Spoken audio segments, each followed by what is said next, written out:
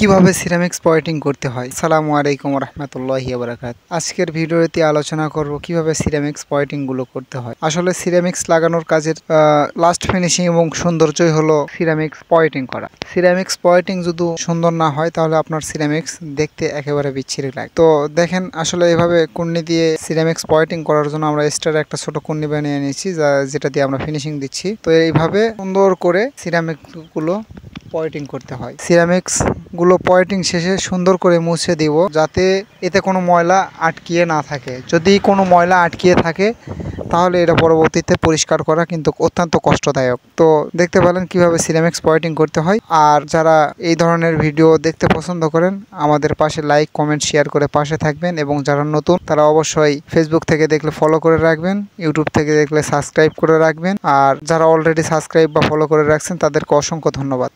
সবাই ভালো থাকবেন।